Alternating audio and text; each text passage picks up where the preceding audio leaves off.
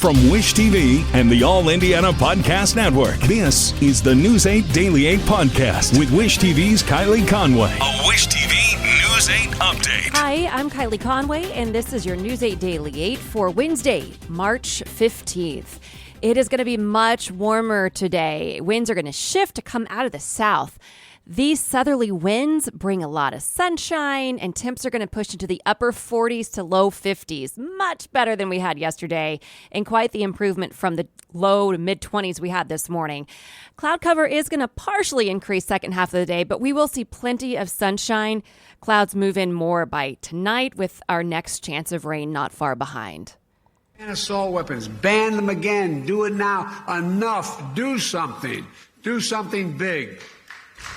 President Biden is pleading with Congress as he announces his own efforts to curb gun violence. Biden unveiled the new executive order in the Los Angeles suburb where a mass shooter stormed a dance hall in January, killing 11 people. The order calls for a number of steps, including more background checks, beefed up red flag and safe storage laws, stronger punishment for dealers that break the law, and an FTC report on how guns are marketed. Biden also wants law enforcement agencies to get more out of a bipartisan gun control law enacted last summer.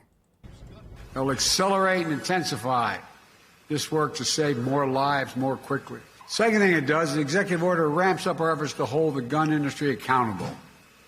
It's the only outfit you can't sue these days. The executive order does not change government policy. Instead, it directs federal agencies to ensure compliance with existing laws. And top Indiana officials are reacting to the president's order. Senator Todd Young tells News 8 he does not support it.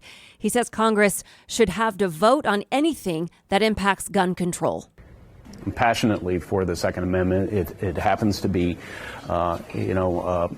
something that is permanent until, someone decides otherwise. I certainly will never do that. Indianapolis Mayor Joe Hogsett says he is in favor of Biden's action. He shared a statement with News 8 saying, "I support any action that makes it harder for individuals who have no legal right to possess guns to gain access to them. This federal action will add to ongoing efforts from my administration." And this morning, a search is underway for a man now charged in a fatal shooting outside Castleton Square Mall. A Marion County court issued an arrest warrant yesterday for Clyde Johnson. He's accused of killing 16-year-old Michael Mason Jr. and wounding a man in the mall parking lot in January. A special prosecutor out of Madison County is charging Johnson with voluntary manslaughter and battery. The executive director of the Edison School of the Arts is out of a job. The board of the school fired Nathan Tuttle last night. Tuttle's status had been in question over accusations that he repeatedly used a racial slur while admonishing students who had used it. Chalkbeat reports the vote was 4-0 with 2 members abstaining. The school operates under a partnership agreement with IPS, which responded to the firing in a statement. "We believe Edison's board has responded to the feedback and concerns from the staff and families and has taken the appropriate and necessary steps to ensure a safe and welcoming environment." A Pike Township school bus driver is under arrest, accused of choking a student. Police say Leslie C. got into a fight with a student, which led to strangulation. It reportedly happened on a school bus near Guyon Road and 62nd Street. Pike Township schools tell News 8 that C was immediately placed on leave. News 8 spoke to a student who was on the bus when the fight happened. I was a few feet away from the fight, so I was pretty close because it was my stop. So I was trying to get off, but I couldn't. But there was this other boy. He was trying to press the buttons, but the bus driver said that he shouldn't because he might press something wrong. Court documents say C told police the student attacked her and she was defending herself. The Marion County Prosecutor's Office says C will be in court on March 21st. To IT Mate, a new study shows childcare is far from affordable for families in Indiana and the rest of the country. The Department of Health and Human Services says affordable childcare consumes 7% or less of a family's total income. A new Lending Tree survey finds parents in Indiana spend just shy of 16% of their incomes on such care. Nationally, the number is even higher, nearly 18%. The group, Single Parent Connection, is working to help the parents it serves through resources like classes on budgeting and credit management. We talked to the founder. A lot of us now have to determine whether or not we keep working, where most of our check is going towards childcare, or if we quit our job and then we now become dependent on federal resources to try to help us make it through. So it's really a system that's set up to make single parents fail. According to the survey, families in Nevada pay the largest portion of their paychecks on childcare at nearly 28%. Today marks the end of seasonal utility bill help. The winter moratorium expires, putting many at risk of disconnection. The statewide federally funded program took effect in December, also reaching AES and other utility company customers. Households are still obligated to pay the bills, but the idea was to protect vulnerable customers from disconnection during the coldest months of the year. Duke Energy serves nearly 900,000 people. The company spokesperson explains a brand new program to target those who still may struggle paying that debt. If you're a Duke Energy customer, and you're coming out of this moratorium, and you're part of the federally funded energy assistance program, we will automatically enroll you on a 6-month interest-free payment plans if you have a balance due greater than $50. And more help is on the way. The power company says it will provide $300,000 in assistance funds through statewide community action agencies. So what if you're not under the energy assistance program? The power company has asked the state utility regulators to approve a 16% rate decrease for the months of April, May, and June. That would save the average customer about $26 a month. Duke says it saw soaring fuel costs to produce power in 2022, but now costs are stabilizing. Duke says the most important thing to do if you're struggling is to contact them. Another year, another new quarterback. According to our Anthony Calhoun, the Colts released Matt Ryan, making way for a 7th consecutive season with a new quarterback for Week 1. The Colts had until Friday to make a decision. By keeping Ryan, the team would have owed him almost $15 million in guaranteed money. The move will help the team save about $17 million in cap space. The Colts are also parting ways with cornerback Stephon Gilmore.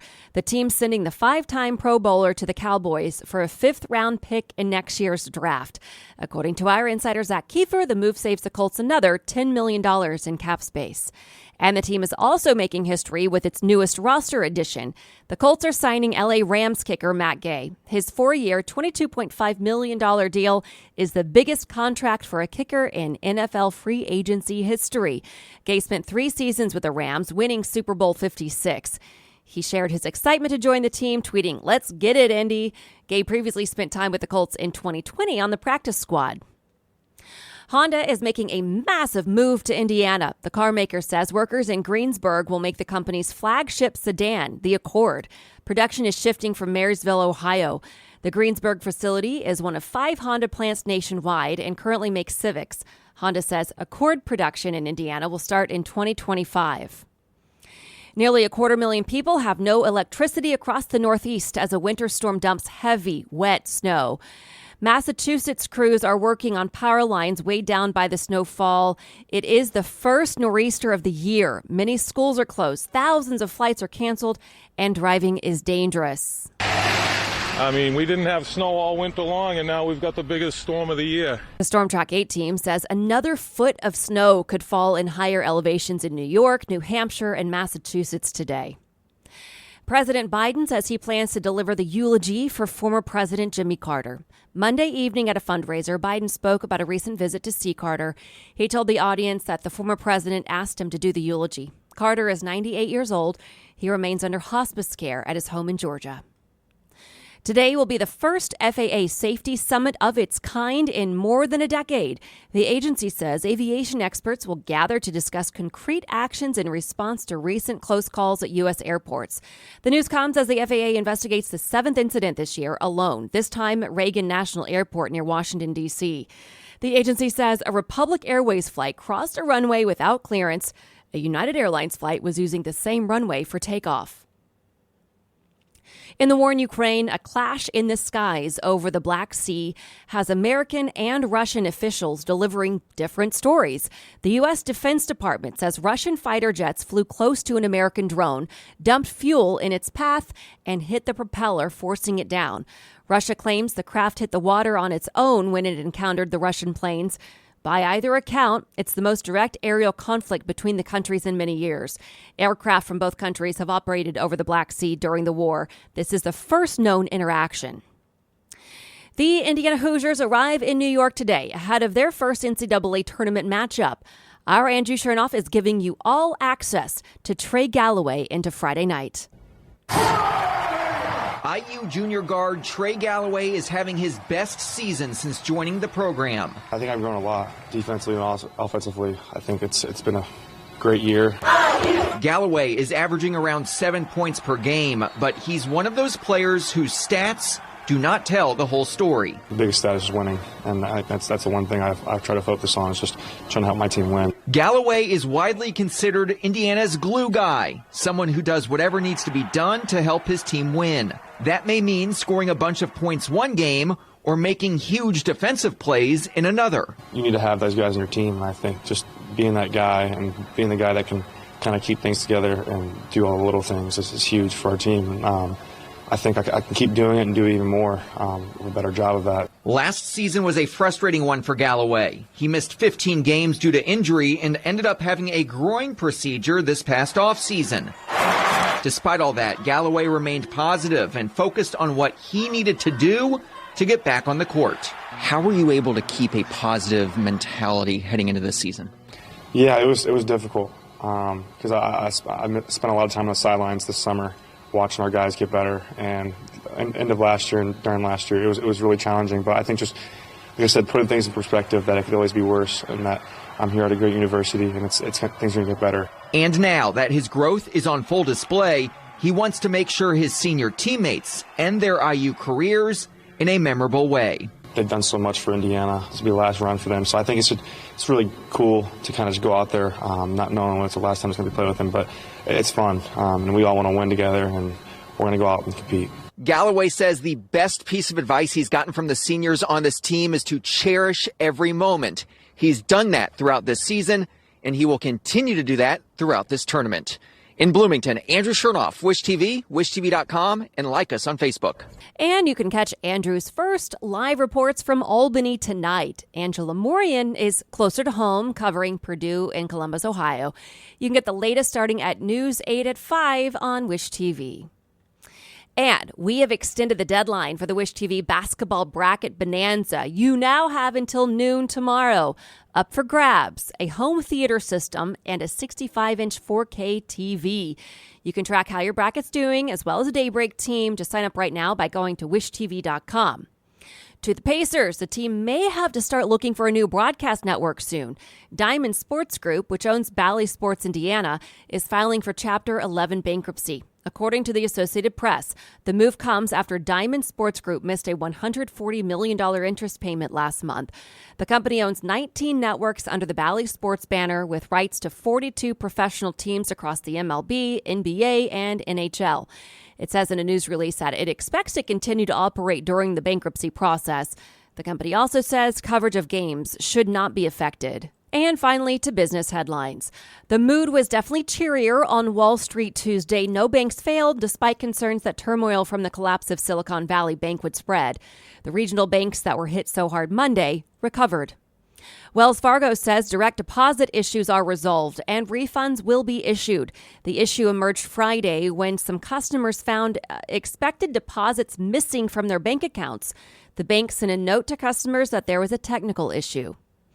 Walmart is pledging to give Easter shoppers some relief. The nation's largest retailer announced in a blog post that it will offer Easter meal and basket essentials at last year's prices.